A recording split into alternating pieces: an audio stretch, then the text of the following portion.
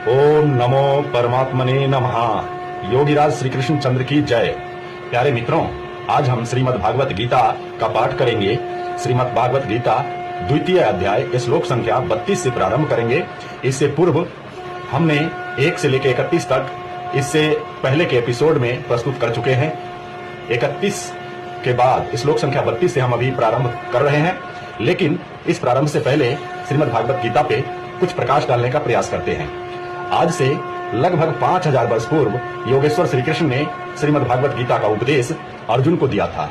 अर्जुन जब अपने धर्म कर्म से च्युत हो रहा था, युद्ध करने से घबरा रहा था, उसकी स्थिति खराब हो रही थी, दोनों पक्षों की सेनाओं को देखते हुए यह निश्चित कर चुका था कि मैं इन लोगों से युद्ध नहीं करूंगा, ये मेरे सभी अपने सगे संबंधी है और इनको मार करके मैं राज्य का सुख भोग प्राप्त करना नहीं चाहता। इस वजह से अर्जुन का शरीर कांपने लगा और उसके हाथ से गांडीव अर्थात धनुष गिर गया था। उसके बाद योगेश्वर श्री कृष्ण ने गीता का उपदेश देकर अर्जुन के अंदर एक तरंग संचार उत्पन्न किया। उनके उपदेशों से अर्जुन को प्रेरणा मिली और अंततः उस प्रेरणा को पाकर अर्जुन युद्ध के लिए तैयार हुआ।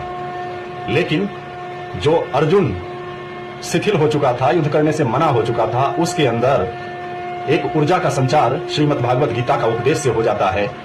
इतना महत्वपूर्ण उपदेश है यह श्रीमद् भागवत गीता का, एक शिथिल पड़े मानव के शरीर में ऊर्जा का संचार कर देता है। और ऐसे श्रीमद् भागवत गीता को हम कभी पढ़ते तक नहीं, इनके श्लोकों को, इनके अर्थों को समझते नहीं। यह बहुत ही दुर्भाग्य की बात है। श्रीमद् भागवत गीता में संसार के सभी समस्याओं का समाधान है। मनुष्य कितने भी कठिन स्थिति में क्यों न हो, अगर उस कठिन परिस्थिति का समाधान श्रीमद् भागवत गीता में ढूंढे तो उसे अवश्य ही मिलेगा, अवश्य प्राप्त हो जाएगा। इसलिए श्रीमद् भागवत गीता को पढ़ना चाहिए। इन ग्रंथों में कहे गए शब्दों को, कहे गए बातों को अपने जीवन में धारण करना चाहिए। हम सभी आज के समय में भगवान श्री कृष्ण की जय, श्री रामचंद्र की जय, जयकारे तो लगाते हैं, भगवान राम और कृष्ण की तो जय बोलते हैं, लेकिन भगवान श्री राम और भगवान श्री कृष्ण ने जो कहा वो नहीं करते, अर्थात कृष्ण की मानते नहीं।